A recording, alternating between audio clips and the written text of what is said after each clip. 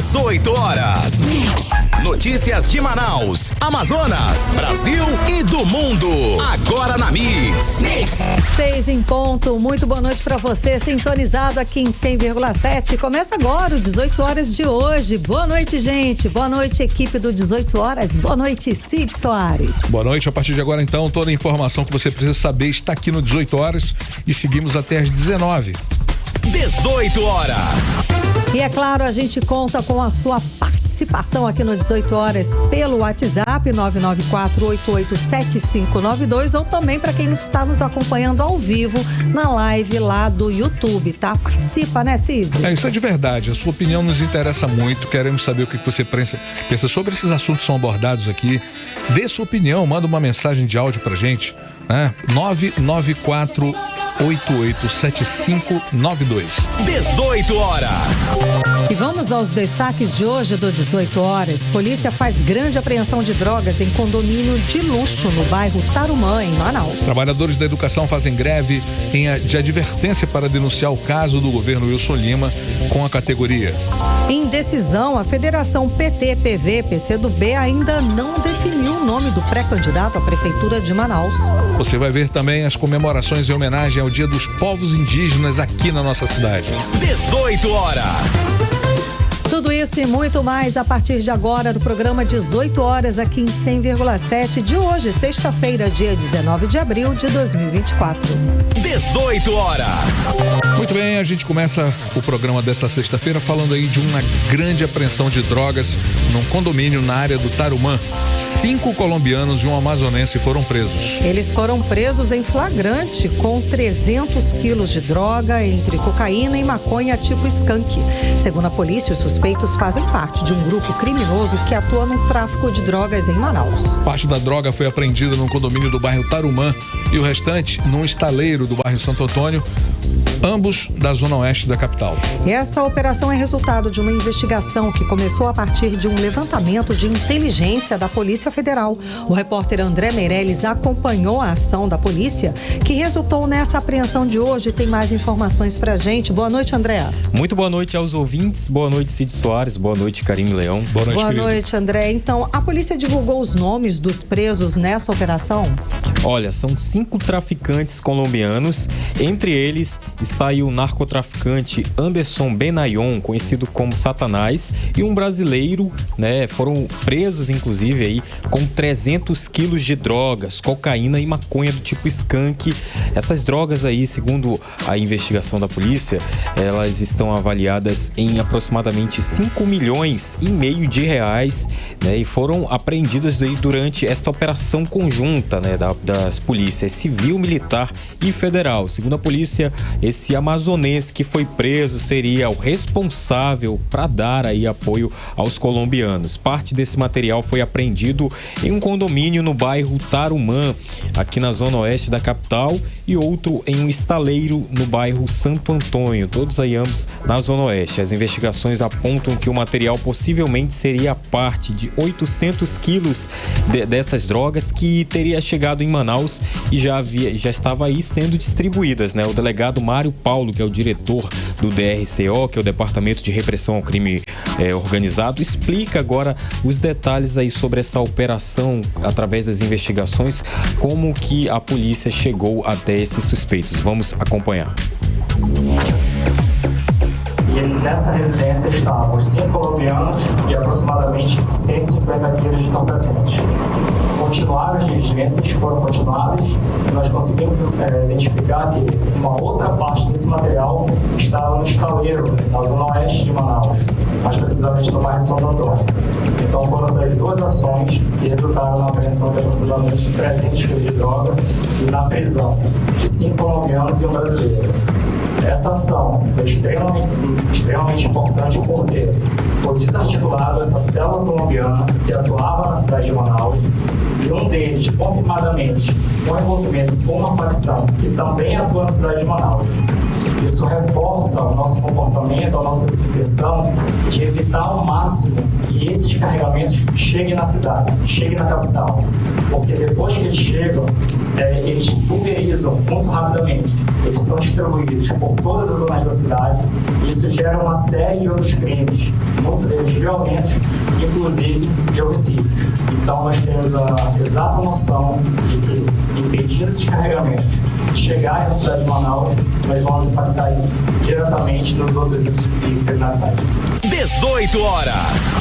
Tá, então, ouvintes, Karime, Cid, a gente acompanhou a fala do delegado Mário Paulo, que é o responsável aí pelo Departamento de Repressão ao Crime Organizado, contando os detalhes aí dessa apreensão de mais de 300 quilos de drogas. A polícia informou que esta é apenas uma parte da operação, porque as investigações devem continuar para saber se outras pessoas estão envolvidas nesse esquema criminoso e onde está a outra parte desses entorpecentes. Como falei aqui no começo, né, foram 5 traficantes colombianos, entre eles o narcotraficante Anderson Benayon, conhecido aí, como a gente falou, como Satanás. Esses os nomes, né, que eles têm usados aí, já que são do mundo do crime. Karime e Cid. Obrigada, André, pelas informações. 18 horas. 6 horas e 6 minutos em Manaus. Está confirmada para a próxima segunda-feira, dia 22, a paralisação de advertência dos trabalhadores da educação que atuam em Manaus e no interior do estado. Esse movimento é para denunciar o descaso do governo Wilson Lima com a educação e com profissionais que atuam na área, que aí inclui, além dos professores, auxiliares e pedagogos. E o movimento é do Sindicato dos Trabalhadores em Educação do Amazonas, o Sinteam, que inclusive denuncia a falta de diálogo com o governo do estado e também com a Prefeitura de Manaus. Pois é, eles estão reivindicando aí 20% de reajuste referentes às datas bases de 2022, 23 e 24. O sindicato pediu ajuda ao Ministério Público do Trabalho, aos deputados e ao Ministério da Educação para intermediar o diálogo, mas não teve sucesso. Pois é, daí, segundo o sindicato, os profissionais continuam em sala de aula, mas agora a categoria prepara essa paralisação de advertência para denunciar o descaso do governo Wilson Lima com a educação. Eu conversei com a diretora do Sinteam, a professora Vanessa Antunes, que falou sobre a expectativa para essa paralisação marcada para a próxima segunda-feira. Vamos conferir. A intenção é que todos os 62 municípios parem no primeiro e segundo tempo, nos turnos matutino, vespertino e noturno. Essa parada ela é estratégica para que a categoria possa conversar entre si, apresentar à sociedade as nossas demandas. Infelizmente, até hoje, não há nenhum tipo de sinalização, tanto da Secretaria de Educação como do Governo do Estado, para que se abra a nossa mesa de negociação. A nossa database está atrasada, ela venceu a de 2024 em março, mas ainda temos 2023 e 2022 que ficaram pendentes. Então, além da database deste ano, nós temos ainda retroativos e requisitos das outras databases. Então, convocamos nesse momento toda a categoria que se faça presente dentro da escola e no primeiro e segundo tempo de cada turno, faça-se a reunião onde os trabalhadores estarão entre eles conversando e apresentando para a comunidade, para os alunos, o motivo da nossa paralisação. Lembramos que é uma paralisação de advertência, aonde a única coisa que a categoria quer é que o governo do estado abra a mesa de negociação. 18 horas. Bom, hoje, 19 de abril, é o Dia dos Povos Indígenas e não mais o Dia do Índio, como era antigamente. A mudança foi aprovada pelo Congresso Nacional para representar de maneira mais apropriada a diversidade cultural e étnica dos povos originários. A data celebra a riqueza cultural dos 305 povos indígenas que vivem no nosso país e fazem parte do grande mosaico de tradições e histórias da resistência. E o Amazonas é o estado com a maior população indígena do país. São mais de 490 mil indígenas, segundo os dados do IBGE. E Manaus é o município brasileiro com o maior número de pessoas que se declaram indígenas, mais de 71,7 mil pessoas. Depois de Manaus, em segundo lugar, está São Gabriel da Cachoeira, com mais de 48,3 mil indígenas. Em terceiro lugar, vem Tabatinga, com 34,5 mil indígenas. Em todo o Brasil, os indígenas somam mais de 630 mil, correspondendo a 0,87% da população brasileira. E a data foi marcada com manifestação no Largo de São Sebastião, no centro da cidade. Rodrigo Soares tem mais informações. A mobilização reuniu nesta sexta-feira entidades e organizações da sociedade civil no centro de Manaus.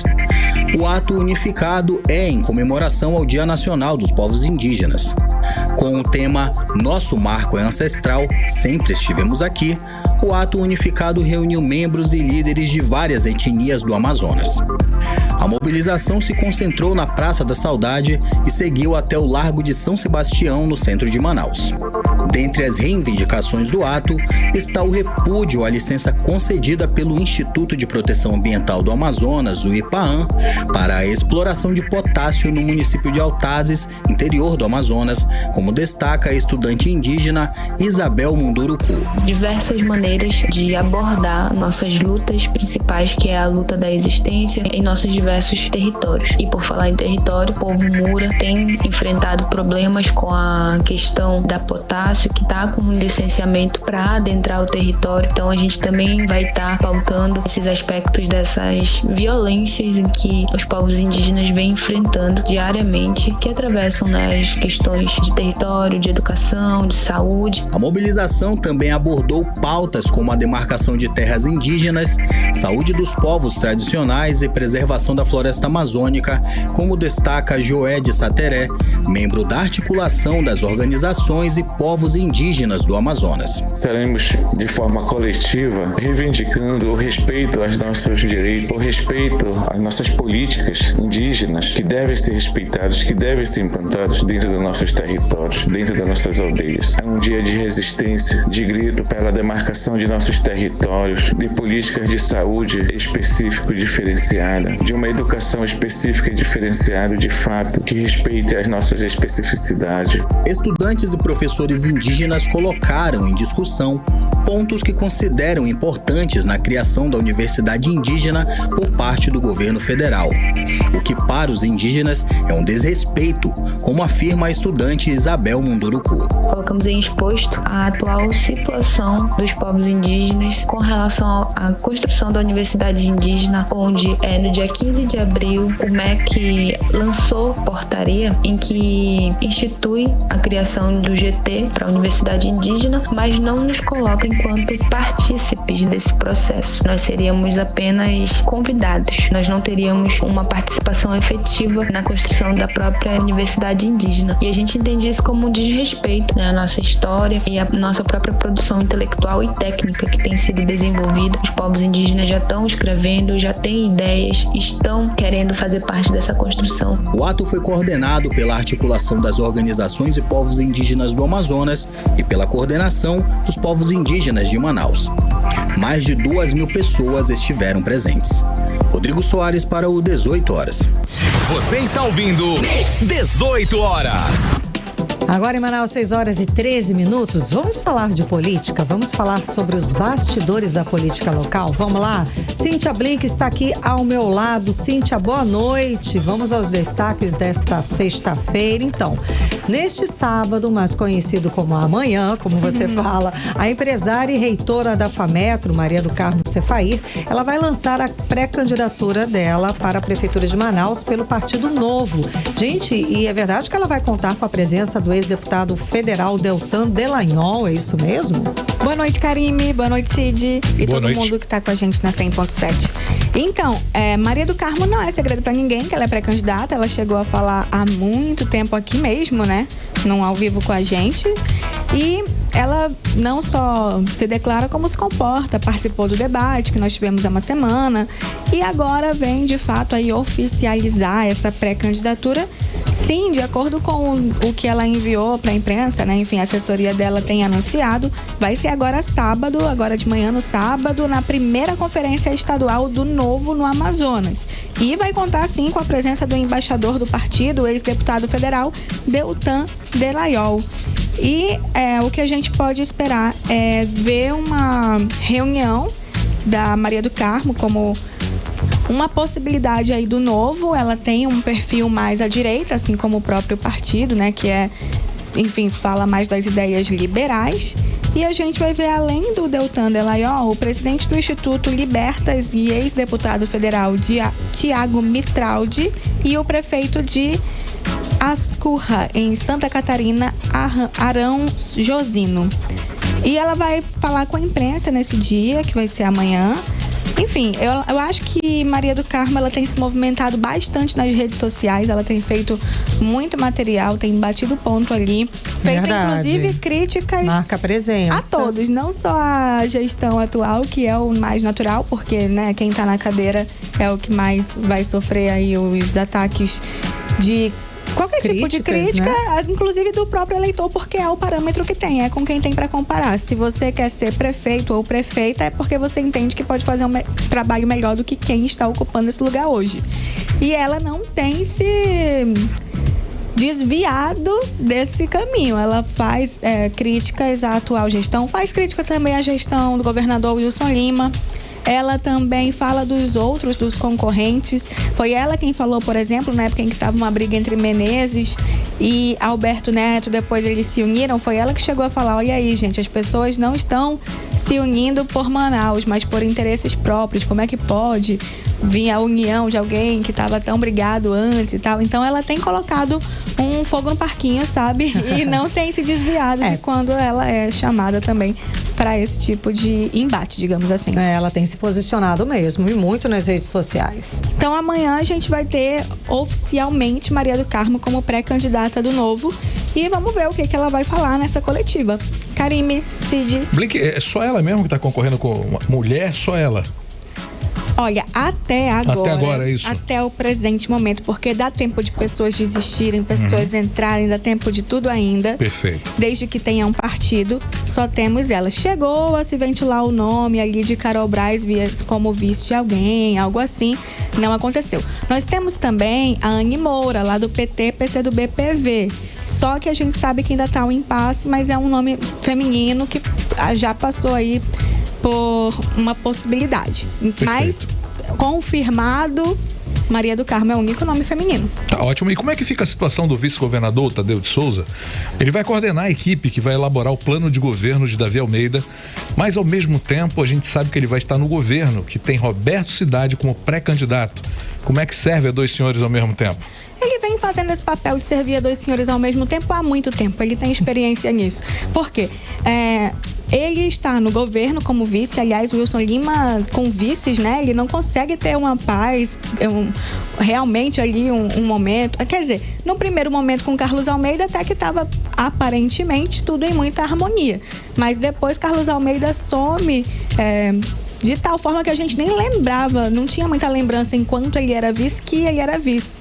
Tadeu de Souza fica no governo numa posição um pouco parecida. Mas, por exemplo, toda vez que tem qualquer evento da prefeitura, o Wilson Lima dificilmente manda o Tadeu. Só que o Tadeu, ele tem essa cara de parceiro do Davi. Então a gente nem encara ele mais como um governador, é como se ele fosse mais um da equipe do prefeito Davi Almeida. Perfeito. Então ele já tem essa... Você já olha para ele com essa dualidade de ele está como vice, porque a gente sabe que oficialmente ali a caneta, né, é de vice. Mas quando você olha para ele, você olha uma figura do grupo Davi Almeida, não do grupo Wilson Lima. Então agora na eleição ele fazer parte da campanha, da coordenação da campanha de Davi Almeida é quase que natural, não é nenhum estranhamento assim, nossa, mas como que ele tá vice de um lado que tem um outro grupo político e ao mesmo tempo ele tá com Davi Almeida, como ele sempre esteve. Tá ótimo.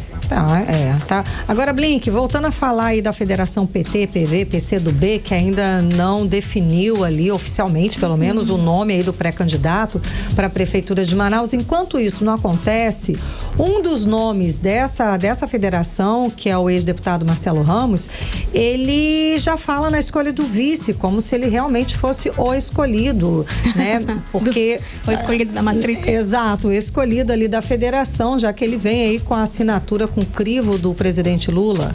Sim, na verdade, quando vem o nome de Marcelo Ramos, ele já vem com uma força de esse vai ser o nome, né? Realmente ele já vem com esse impacto.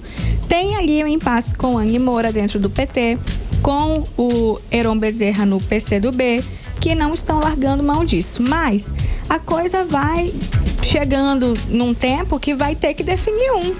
E ao que tudo indica, né, as falas nacionais, as falas aqui mesmo, as posições que se tem, as reuniões que apareceram aí publicamente mostram que será o nome de Marcelo Ramos, sim, apesar de Anny Moura e Heron Bezerra não concordarem com isso neste momento. Ao que parece, é questão de tempo para que isso seja batido, esse martelo. Então, Marcelo Ramos não pode perder tempo, ele precisa todo mundo já está com a campanha na rua praticamente. Ah, mas não é época? Não é, mas é o que a gente está vendo. Nós estamos vendo pré-candidatos lançando vídeo, dando entrevista, indo aos debates de pré-candidatos. Isso tudo mostra para a população, para o eleitor, que ele está na briga. Então, Marcelo Ramos está em busca aí do vice, questão de tempo para ele ser oficialmente o pré-candidato. Arrisco dizer, de acordo com as conversas que pude ter aí nos bastidores dessa federação, que semana que vem a gente já vai ter o nome do ex-deputado Marcelo Ramos como pré-candidato real, oficial. E essa é a expectativa. Então ele está nessa busca aí por quem vai formar com ele, porque isso faz uma diferença muito grande. Inclusive pode ter mais voto ou menos voto, não só para Marcelo Ramos, mas a composição de qualquer outro, né? Pode ser que o preferido do eleitor nesse momento, ou os preferidos, que não tem um nome tão despontando assim, se unir ao X ou Y, isso pode mudar todo o cálculo aí das pesquisas. Karime, Cid. Blink, e o PSB lá do Serafim Correia? Parece que ele não quer caminhar com o PT na eleição desse ano, não, né?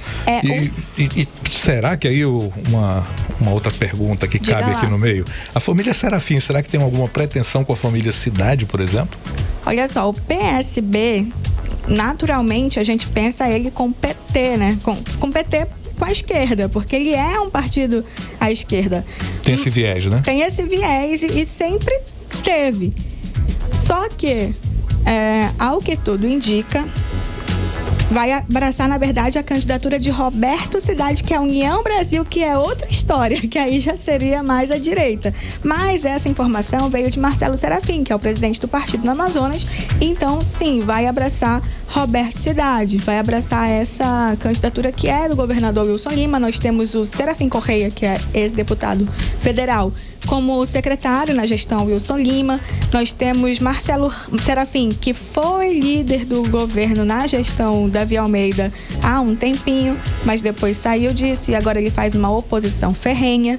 Então, isso tudo está dentro dessa balança que levou o PSB a sair desse PT e vir pro Roberto Cidade, do União Brasil. Mas não é tanto pelo PT, é mais pela oposição ao atual prefeito e apoiar o grupo que hoje faz sentido para eles, que é o de Wilson Lima, portanto, Roberto Cidade. Então não é um problema com o PT, é que no momento o cenário indica que eles estão com o Roberto Cidade. Tá certo, então. Obrigada pelas informações, Cíntia Blink. Bom fim de semana. Obrigada, volto segunda. Tchau, tchau. 18 horas.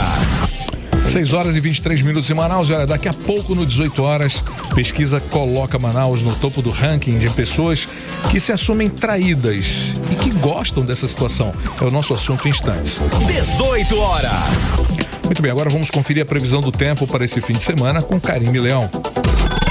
Previsão do tempo. Segundo informações do Clima Tempo para este sábado, a previsão é de sol com muitas nuvens durante o dia, período de nublado com chuva a qualquer hora. Mínima prevista 24 graus, a máxima não deve passar dos 30 graus. As chances de chuva são de 73%, a umidade relativa do ar fica entre 76% e 98%. E no domingo também. Mínima prevista de 24 graus, a máxima um pouquinho mais fresca, não deve passar dos 29 graus. As chances de chuva são de 87% e a previsão do tempo para o domingo é de sol com muitas nuvens durante o dia, período de nublado com chuva a qualquer hora. 18 horas.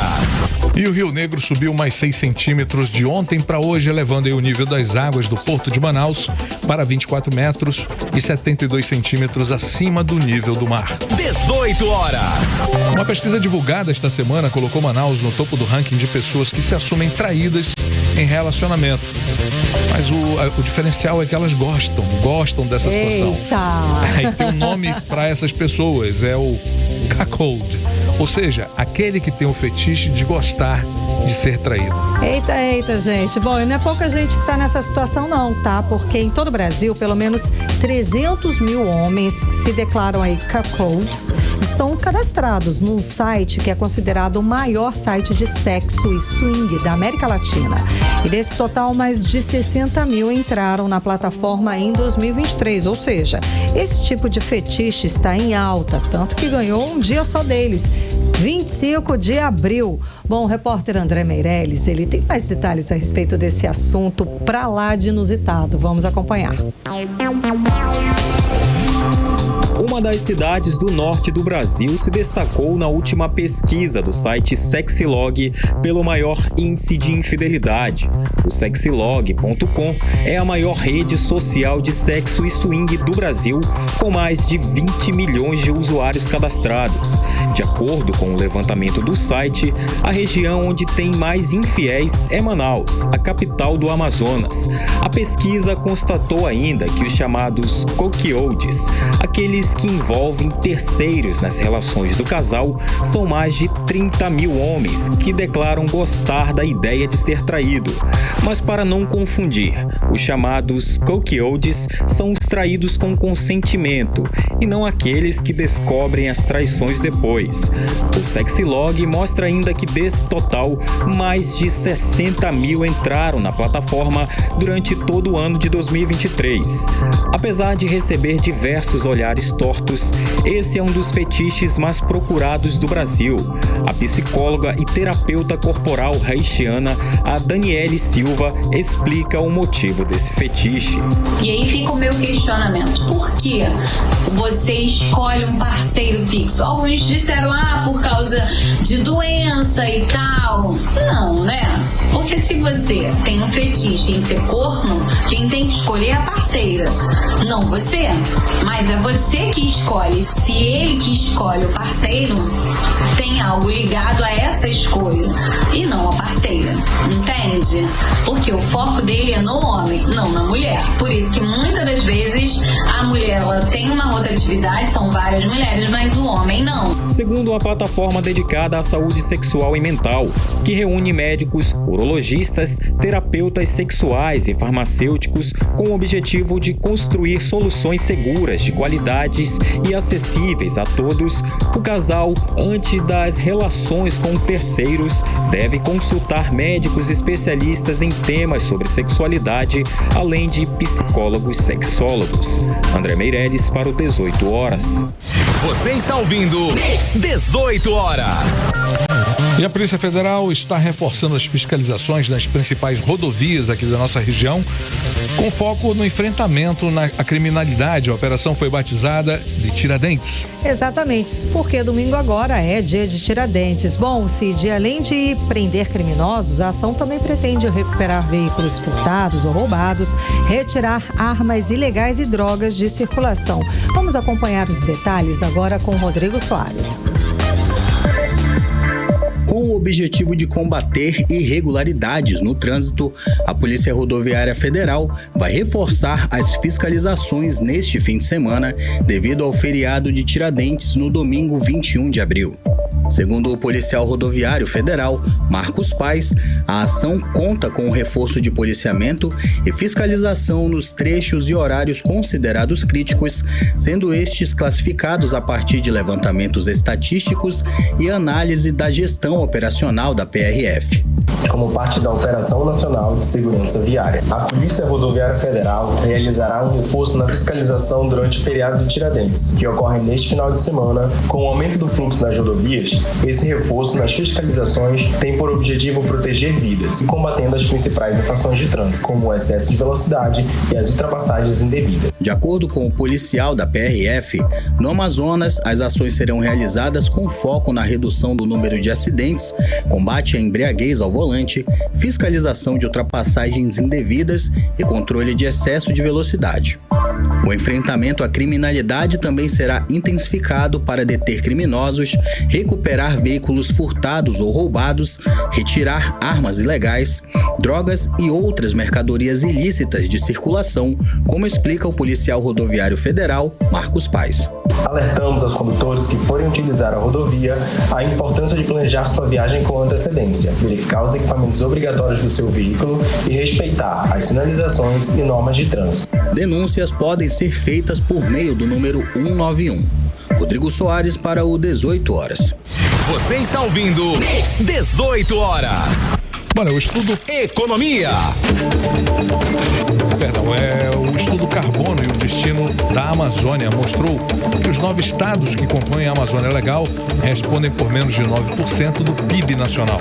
Parece pouco, né, Cid? Mas esses 9% são responsáveis por mais da metade das emissões de gases de efeito estufa do Brasil. O repórter Felipe Távora traz mais informações. O estudo publicado no site Um Só Planeta demonstrou que se a Amazônia Legal fosse um país, teria uma configuração diferente do restante do mundo e emitiria mais gases do efeito estufa do que as grandes potências, mas sem gerar os empregos ou as riquezas desses países. O economista Eurígenes Martins afirmou que a baixa produção de alguns dos estados do norte do Brasil que compõem a Amazônia Legal se deve a motivos estruturais e políticos. Pois uma série de normas, de regras que impedem que qualquer plano econômico de desenvolvimento da nossa agropecuária, da extração de minério feita de maneira legalizada e tecnologicamente correta, evitando o garimpo ilegal e evitando o contrabando de minérios que dá riqueza para tanta gente, menos para o Estado. O projeto analisou a relação entre emissões per capita e PIB, o Produto Interno Bruto per capita. Conforme a análise, a Amazônia Legal possui um volume de emissões de gases de efeito estufa per capita maior do que o dos Estados Unidos, China e União Europeia, mas quando se analisa o PIB per capita, a situação fica bem abaixo dos demais países. Segundo o Sistema de Estimativas de Emissões e Remoções de Gases de Efeito Estufa, 21 dos 25 maiores emissores entre os municípios brasileiros estão na Amazônia Legal e o principal motivo para isso é o desmatamento. Felipe Távora para o 18 horas. Você está ouvindo 18 horas. Agora em Manaus, 6 horas e 32 minutos. Vamos falar com Brasília, vamos conversar com o nosso correspondente, o jornalista Carlos Eduardo Matos. Cadu, boa noite, Cadu. Seja bem-vindo. Bom te ver, Cadu. Quem nos acompanha pelo YouTube na live pode assistir e ver Cadu também aqui dividindo a tela com a gente. Daqui a pouquinho o programa vai estar na íntegra lá no nosso site, no 18horas.com.br. Bem, Cadu, vamos lá. A Comissão de Constituição e Justiça do Senado aprovou nada mais, nada menos que um bônus de 5% adicional por tempo de serviço para os sortudos integrantes, vamos dizer assim, do Ministério Público e magistrados. Cadu, essa bonificação também vai para os delegados da Polícia Federal, né, Cadu? Que maravilha, hein? Conta mais pra gente. Boa noite.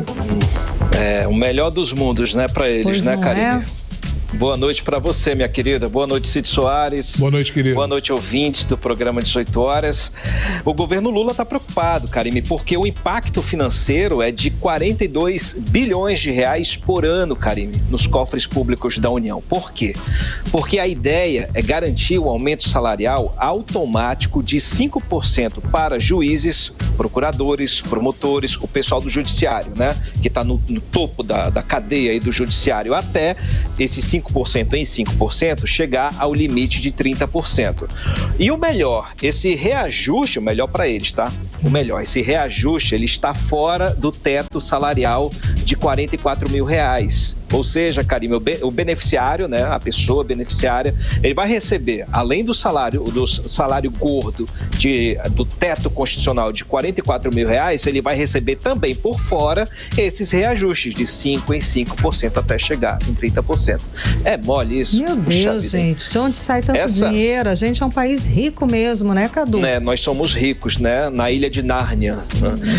Karine, e essa discussão é antiga, viu? É importante a gente frisar isso. É um benefício que já foi concedido lá atrás, depois foi derrubado, enfim, foi uma briga judicial que durou anos.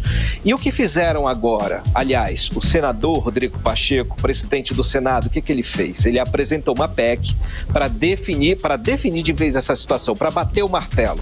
E, claro, ele contou com o apoio do presidente do Senado, o Davi Alcolumbre, para tocar em frente essa matéria. Ele, então, passou lá na CCJ. Por que passou? Com a ajudinha do colega. E, na verdade, me disseram, inclusive, Karime, que o Davi Alcolumbre, ele é o próximo presidente do Senado, praticamente. Já está acertado isso aí. E o Rodrigo Pacheco, ele está meio que esquentando a cadeira já do Davi Alcolumbre. Então, juntinhos, eles aprovaram aí essa PEC do quinquênio. E essa PEC que foi aprovada no Senado, como você disse, ela vem mais além. Ela inclui conselheiros de tribunais de contas, inclui membros da Advocacia Geral da União, da Defensoria Pública da União, delegados, enfim, virou festa. Abriu-se a porteira, né? E agora, a PEC do quinquênio, ela está pronta para ser votada no plenário. E tem muita gente interessada em aprovar essa matéria. Essa PEC, Karime, virou moeda de troca. O governo cochilou, deixou essa matéria passar, agora está correndo atrás, está correndo contra o tempo aí para evitar que essa matéria seja pautada no Senado, porque se pautar, vai passar sim. E aí o governo foi conversar, né, com o presidente do Senado, Rodrigo Pacheco. Olha, meu amigo, e aí? Vamos resolver? E aí ele disse, né, olha, eu ajudo a frear essa pauta bomba, mas o governo vai ter que me ajudar aqui com a aprovação do PL que ajuda na renegociação das dívidas dos estados com a União. Essa é uma pauta importantíssima para o Rodrigo Pacheco, porque ele quer ser governador de Minas Gerais. E Minas Gerais é um dos estados mais devedores, né, que está devendo mais dinheiro nessa dívida enorme com a União. Então, afrouxando essa dívida com a União seria o melhor dos mundos na gestão de Rodrigo Pacheco, entendeu? Ele está jogando lá na frente. Então, o Pacheco está dando uma de Arthur Lira, viu? Pelo que eu estou percebendo, ele está sendo a doença e, ao mesmo tempo, a vacina. Ele está criando o problema e se oferecendo para ser a solução. Né? Interessante. Todo mundo fica aí achando que o Pachecão é calminho, democrata, aquele altão, cabelo branco. Olha aí, dorme com essa, né? E essa PEC do quinquênio, Karime, é importante a gente frisar, viu? Ela é uma vergonha, ela é uma PEC esdrúxula, ela privilegia ainda mais a cúpula do judiciário, deixa todos nós lá embaixo, pagando por esses privilégios. Pois é, né, o Cadu, rapidinho, que eu acho absurdo isso, porque é nosso dinheiro, quem paga esse luxo, quem paga esse absurdo, esse bônus, essa bonificação absurdamente alta, além dos salários, somos nós com os impostos. Eu acho que deveriam consultar toda medida nesse sentido, o cidadão deveria ser consultado. Você quer que seu dinheiro vá para aí? Você quer que seu dinheiro, né, pague ainda mais, um salário ainda mais absurdamente alto para essas pessoas? Ou quer que isso vá para pesquisa, educação? A gente está vendo os institutos federais em greve, enfim. E o pessoal do IBAMA? Pronto, em greve até hoje. Pronto. Cadê? Tá tendo uma bronca aí, né? O pessoal, os auditores fiscais, os servidores por outras categorias estão brigando aí por reajuste. O máximo que eles estão conseguindo é aumento dos benefícios, do auxílio alimentação. E agora o judiciário quer 5%, gente, a cada 5 anos. Não se consegue isso. Vê aí a Prefeitura de Manaus dando R$30 para professor. Pronto, exato. É uma vergonha, né? É um país em desequilíbrio. Né? Sem dúvida. Palmas para os nossos representantes. Bom, Cadu, como é que está a queda de braço entre o governo federal e o presidente da Câmara, Arthur Lira, já que falamos tanto disso, né? Temos novos capítulos aí nessa novela? A gente falou sobre essa briga entre dois coronéis, né, Lula e Lira, que nada mais é uma briga de poder, uma disputa de poder. O Arthur Lira está sentindo aí que está perdendo força nesse último ano de mandato na Câmara dos Deputados, está perdendo paulatinamente a liderança do Centrão, já não votam mais como ele manda, e aí ele quer que o governo abrace ele. Só que Lula não nasceu ontem, né? Quando o Lula estava na política, ele era criança, mas está dando trabalho. O Lira está dando trabalho. Hoje teve, logo depois da cerimônia, né, do Dia do Exército, Exército, aqui em Brasília. O presidente Lula se reuniu com os ministros do Palácio do Planalto, né, a Casa Civil, Comunicação, Secretaria-Geral da Presidência e também com as lideranças do Congresso, né, do governo, do Senado, as lideranças do governo, representantes do governo, para ver o que se faz diante do cerco feito aí pelo Arthur Lira. O Lira, ele travou de novo a pauta na Câmara dos Deputados, ele está impedindo a aprovação de pautas de interesse do governo, não só as pautas econômicas, ele vem ameaçando instalar CPIs, a gente falou inclusive que ele quer instalar a CPI do Judiciário, do abuso de autoridade, mas fiquei sabendo que ele declinou, né? E mais, tem outras 4 CPIs aí na gaveta que ele está prontinha para instalar. Então ele vem pressionando também pela demissão do ministro Alexandre Padilha, a quem ele chamou de incompetente, de desafeto pessoal, tudo isso por causa de dinheiro, né? O Lira ele está perdendo a mão, né? Porque ele precisa de recurso, de dinheiro para regar as bases políticas dele lá em Alagoas. Ele está, nesse último ano como presidente da Câmara, ele quer disputar lá na frente o Senado ou o governo de Alagoas, mas para isso ele precisa da ajuda do governo.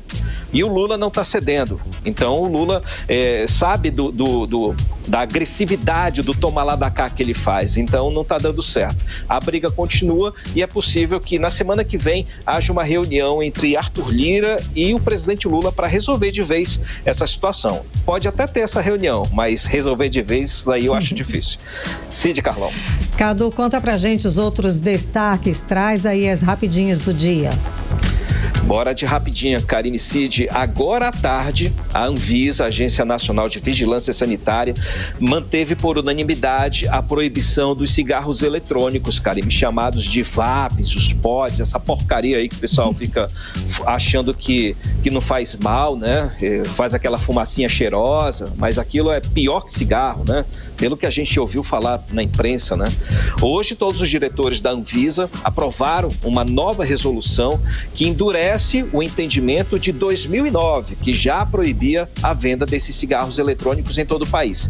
E essa nova norma que foi aprovada hoje, ela determina a proibição da produção, distribuição, armazenamento e o transporte de cigarros eletrônicos em todo o território nacional. E além disso, Karime, a Anvisa ele deu um fechamento melhor na definição sobre o cigarro eletrônico para evitar as brechas por parte do mercado. O mercado ele dizia, olha, isso aqui não é bem cigarro eletrônico, e aí passava, né? Então a Anvisa ela definiu o seguinte, que o cigarro eletrônico é um produto fumígeno cuja geração de emissões é feita com auxílio de um sistema alimentado por eletricidade, bateria ou outra fonte não combustível que mimetiza o ato de fumar. Fecha aspas, tá? Abre aspas e fecha aspas. Mas a briga contra esses vapes, Karime, não acaba aqui. A gente sabe, já falamos sobre isso, tramita no Senado um projeto de lei que regulamenta os cigarros eletrônicos. Esse projeto é da senadora Soraya Tronic, aquela candidata a presidente, né? Todo mundo conhece, que ela vem acelerando, vem apertando, pisando no acelerador aí, realizando audiências públicas. Ela tem discutido o assunto no Senado Federal, está movendo aí céus e terras para colocar essa matéria para votar nas comissões. Se aprovar no Congresso Nacional, Karime, essa regulamentação da Anvisa, ela perde força. Então vai valer o que vai ser dito pelo Congresso Nacional. Entendi. Volto com vocês, Karime Cid. Obrigada pelas informações, Cadu. Bom fim de semana. Valeu, Cadu. Até segunda. Tchau, galera. Valeu. Abraço. 18 horas.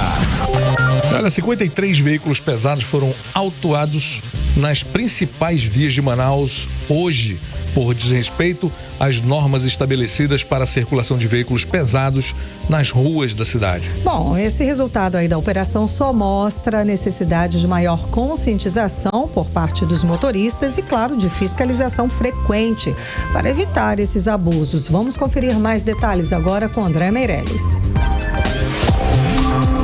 As avenidas Mário Ipiranga Monteiro, Djalma Batista e Constantino Neri, todas zonas máximas de restrição, onde o tráfego de veículos pesados regulamentados, foram autuados 38 veículos.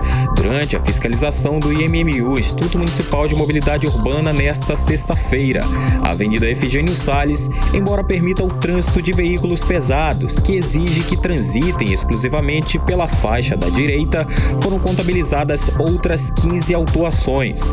No total, foram 53 veículos pesados autuados nas principais vias de Manaus. Segundo Stanley Ventilari, diretor de operações de trânsito do IMMU, o motorista deve obedecer às leis de trânsito para garantir a segurança das vias em Manaus. Os condutores devem ficar atentos, estamos intensificando a fiscalização e vale ressaltar que trafegar na zona máxima de restrição de circulação fora do horário permitido é uma infração grave, R$ 195,23. Estamos estendendo essa fiscalização carga pesada em todas as zonas da cidade para que a gente tenha mais segurança viária e evite também que outros acidentes possam ocorrer com esses veículos. A circulação de caminhões nessas áreas fora do horário estabelecido só será autorizada após a emissão da AET, Autorização Especial de Tráfego. As empresas transportadoras ou proprietários de veículos pesados devem solicitar o documento no setor de atendimento do IMMU, na Avenida Urucará, Cachoeirinha, das 8 às 2 da tarde. André Meirelles para o 18 horas. Você está ouvindo 18 horas. Bom, agora faltando 15 para as 7, um levantamento aí do MAP Biomas apontou que 77% das áreas de garimpo na Amazônia estão a cerca de 500 metros de rios, lagos e igarapés. Pois é, Cid, isso representa um risco de contaminação dos rios e igarapés por causa do uso de metais pesados, que são usados aí durante o processo de garimpo. Vamos acompanhar mais detalhes agora com o repórter Felipe Távora. O estudo da MAP Biomas mostrou que a Amazônia concentrava em 2022 92% de toda a área de garimpo do Brasil, com 241 mil hectares explorados. O coordenador técnico do mapeamento de mineração no MAP Biomas, César Diniz, afirmou que a proximidade do garimpo aos cursos da água constitui o DNA da atividade de extração garimpeira na Amazônia, especialmente do ouro, que está quase sempre atrelado aos rios e seus depósitos. De toda a área garimpada na Amazônia, 10% está concentrada dentro de terras indígenas, o que corresponde a aproximados 25 mil hectares. Os territórios com maior concentração pertencem aos povos Kayapó, Munduruku e Yanomami. O coordenador técnico César Diniz também declarou que as terras indígenas são as áreas mais preservadas da Amazônia, mas no interior delas, a concentração de garimpos próximos aos cursos d'água gera preocupação em especialistas. O motivo se deve ao fato de que as populações indígenas e ribeirinhas usam quase que exclusivamente dos rios e lagos para subsistência alimentar. O MAP Biomas é uma iniciativa que conta com universidades, membros da sociedade civil e empresas de tecnologia. Os trabalhos desenvolvidos têm como objetivo monitorar as transformações na cobertura e no uso da terra no Brasil. Felipe Távora para o 18 horas. Você está ouvindo 18 horas. 6 horas e 47 minutos. Vamos conferir a previsão do tempo e temperatura para a noite de hoje com Karime Leão. Previsão do tempo. Segundo informações do Clima Tempo, a previsão é de chuva rápida durante a noite e a madrugada, tá? As chances dessa chuva cair são de 70%. A mínima prevista é de 25 graus e durante o dia girou entre 25 e 31 graus. E a umidade relativa do ar girou em torno de 78% e 95%. 18 horas. O cupuaçu é um dos frutos que teve a safra impactada pela estiagem de 2023. Houve atraso e queda na produção. Pois é, e nas feiras o consumidor tem sentido aí a diferença até na qualidade, como explica Rodrigo Soares. De acordo com o Instituto de Desenvolvimento Agropecuário e Florestal Sustentável do Amazonas, mais de 4 mil produtores cultivam o cupuaçu, com destaque para a maior produção nos municípios de Presidente Figueiredo, Itacoatiara e Altazes. Em 2023, a safra total dessa produção alcançou 4.845.750 unidades. O cupuaçu é um dos frutos que teve a safra impactada pela estiagem de 2023. Houve atraso e queda na produtividade.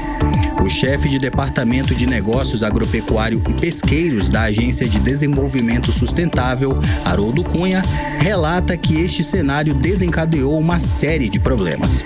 No ano passado, todas as culturas agrícolas aqui exploradas no estado do Amazonas, elas decresceram a sua produtividade em decorrência da escassez de chuva ou a escassez de água no solo. E isso, consequentemente, propiciou a drástica redução da produtividade agrícola. E além de reduzir a produtividade agrícola, isso aí são um dos fatores que possibilitam a ocorrência de pragas e enfermidades. Até o final de abril é possível encontrar o cupuaçu com mais facilidade nas prateleiras dos supermercados e nas bancas das feiras de Manaus.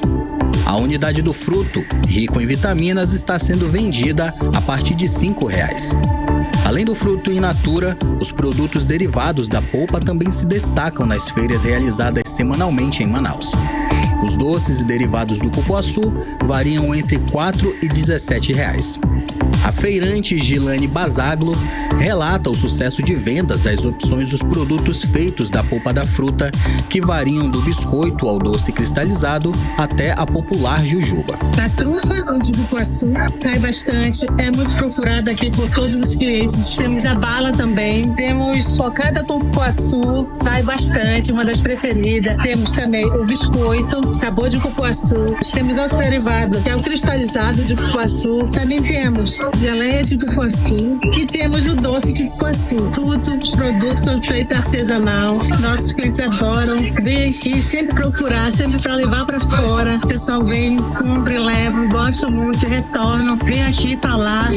O cupuaçu é uma fruta rica em vitamina C, com alto potencial antioxidante, capaz de prevenir o envelhecimento das células e oferecer suporte ao sistema imunológico.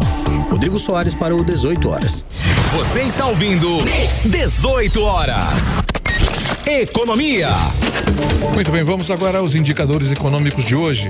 O dólar fechou o dia em queda de 0,96%, comercializado a R$ 5,19. O euro também fechou em queda de 0,86%, cotado aos R$ 5,53. O Bitcoin fechou o dia valorizado em 0,73%, comercializado a R$ 336.518. E o Ibovespa fechou em alta de 0,83% aos 125.230 pontos. E o INSS vai pagar a partir da próxima quarta-feira, dia 24, a antecipação da primeira parcela do 13º salário. Cerca de 33,6 milhões de beneficiários vão receber o adiantamento. A medida vai injetar aproximadamente 33,68 bilhões de reais na economia. 18 horas. 18 horas. Esporte. E é com ele, Cid Soares. Cid, teremos casa cheia amanhã na estreia do Amazonas na Série B contra o Sport de Recife. Conta pra gente. Olha, quanto a casa cheia, eu duvido um pouco, né? Poxa. Eu acho que o povo vai se guardar um pouquinho pro jogo com o Flamengo. Eu creio nisso. Mas enfim, o Amazonas confirmou aí que a sua primeira partida na competição diante do Sport de Recife está certo. E em casa, na Arena da Amazônia, 16 horas aqui em Manaus, o presidente aurinegro, né, Wesley Couto, convocou o torcedor para apoiar o Amazonas no início da sua caminhada aí na Série B e desde lá vem chamando repetidamente para que as pessoas estejam lá no campo para prestigiar e, claro, dar aquela força, o impulso, sendo aí o 12º jogador. Ele disse que reconhece a qualidade do adversário, que é o atual campeão pernambucano, e um dos favoritos ao acesso, mas ele conta também, né? Conta muito com o incentivo da torcida e por isso ele pede sempre para que todos vão a campo aí, que vai ter um papel fundamental durante toda essa competição. O Amazonas iniciou a venda de ingressos para o jogo da primeira rodada da Série B contra o Sport já como falei, no sábado, às 16 horas, e as entradas estão custando R$30 e R$200. Caramba. A arquibancada da Arena foi dividida em 4 setores. No setor inferior norte-sul, os ingressos custam 30, é a meia, e 60 inteira. No setor inferior leste e oeste, as entradas custam 40 meia e 80 inteira. Já no setor premium, que esse é o mais caro, né? Os ingressos custam 60 meia e 120 inteira. As entradas pro VIP sendo vendidas aí no valor de R$100 a meia e 200 inteira. O torcedor pode adquirir os ingressos no estande do Amazonas, no piso L2 do Amazonas Shopping, e, claro, também pela internet no site Ache Tickets. A transmissão pela TV Brasil vai rolar, claro, e em Manaus, que é representante aqui, a TV Encontro das Águas. Portanto, você liga no canal 2.1 do Premier e vai assistir esse jogaço. O atacante do Ceará, Saulo Mineiro, alcançou aí a segunda maior velocidade no futebol mundial. Saulo Mineiro supera Mbappé e Bruno Henrique, e é o segundo mais veloz do futebol mundial. Caramba, que maravilhoso, bateu gente. Essa parada aí, foi sensacional isso. O dado é da empresa Catapult, né, de tecnologia australiana, que fornece dispositivos que monitoram os atletas. O Saulo Mineiro do Ceará alcançou 39,03 km por hora na primeira final do campeonato cearense e agora só fica atrás de o Sven Boltman, esse do Newcastle, que fez 39,21 km por hora. Segundo a empresa australiana, os dados são super consistentes, são reais e não houve ruído do sinal fornecido. É o que temos para hoje. Nossa, sensacional. Cid, eu só queria saber, a gente já falou sobre isso, mas tem alguma expectativa? Como é que tá aí a preparação para a partida entre o Amazonas Futebol Clube e o Flamengo? Então, faça perguntas fáceis numa hora dessa. Não, mas olha só, não. É, porque tem uma expectativa, gente. Lógico. A gente sabe que o Amazonas FC, Futebol Clube, recebeu uma grana. Por que, né, que eu falo de dificuldade? E tal, e ficou em segundo lugar no Barezão, perdeu para o Manaus. Então. Existe aí uma qualidade de torcedor ao qual eu me incluo, que quando fala de gente de casa, amigo, eu consigo tirar a camisa do Flamengo de cima. Então, essa é a grande dificuldade que eu vejo, né? Mas, de qualquer forma, flamenguista raiz é flamenguista raiz, não tem time, ele tem Flamengo.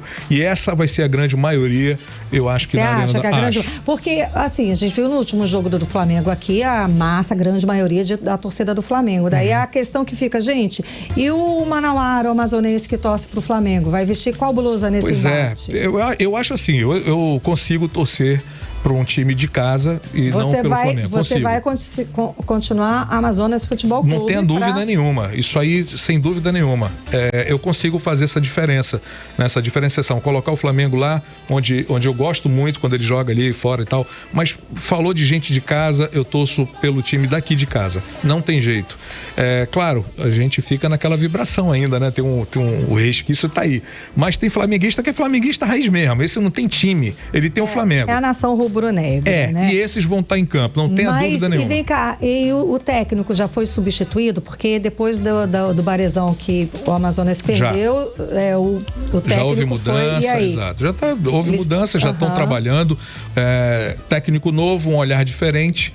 E claro que a sistemática empregada para esse jogo vai ter um olhar muito do novo técnico, né? Eu creio nisso também. Eu acho que vai ter uma grande disputa. E aí vem aquela expectativa. O que será que pode acontecer? O Flamengo pode perder? Pode. Pode, jogo é jogo, né? Então vamos ver o que vai acontecer. Eu tô torcendo para que nós tenhamos sorte, mesmo contra um time de peso que é o Flamengo. Ele anunciou o Amazonas FC, o Adilson Batista, né? Isso. Como novo técnico. Exato. Agora para ficar frente ao clube durante a Série B do campeonato. E será que ele muda o time? O que você aposta? Eu acho o seguinte, que depois do jogo de sábado agora, de amanhã, vai ter essa reformulação, eu acredito nisso. Vai mexer? Com certeza, eu não tenho dúvida nenhuma, porque o olhar é muito criterioso e precisa realmente ser um olhar criterioso, porque a gente está falando do Flamengo, que é um time muito duro, é um time praticamente imbatível nesse momento, né? Aí vai ser uma prova dos 9 daquela, né? Você estrear técnico novo, uma nova equipe, digamos assim, porque muda com o técnico, exatamente, é claro. Isso. Numa partida justo contra o Flamengo, né? Vai ser a prova dos 9 ali. Eu espero que realmente a coisa aconteça nesse sentido que a gente está falando aqui, seja esse o rumo, né? Vamos ver, eu estou torcendo para que seja o melhor dos mundos para o Amazonas. Tá ótimo, então. Obrigada, Cid. Valeu. 18 horas. Muito bem, vamos agora direto para o nosso editorial 18 horas, Karine. Editorial 18 horas. O Brasil celebra hoje o Dia dos Povos Indígenas e é uma data especial no Amazonas, estado com a maior população indígena do país. São quase 500 mil pessoas. No Amazonas estão os 3 municípios brasileiros com maior número de indígenas: Manaus, São Gabriel da Cachoeira e Tabatinga. A data deveria servir para lembrar da importância da diversidade cultural do país e para pensar aí na defesa dos direitos dos povos indígenas, principalmente a terra. É bom que a cada dia o povo aqui do Amazonas toma mais e mais consciência da sua ancestralidade. E essa conscientização é a base para ter orgulho. Muito orgulho, sim, da sua história e da sua cultura. E também para manter viva a luta e a esperança em um futuro de respeito entre as pessoas. 18 horas. Faltando alguns segundos, né, para as 7 da noite, e agradecendo aqui a sua companhia, você que nos acompanhou aqui no 18 horas, nesta sexta-feira. Boa noite, obrigada pela companhia, um beijo, até segunda-feira. Boa noite, Cid Soares. Boa noite e um bom fim de semana a todos. Você ouviu? 18 horas. As notícias do Brasil e do mundo. De volta amanhã.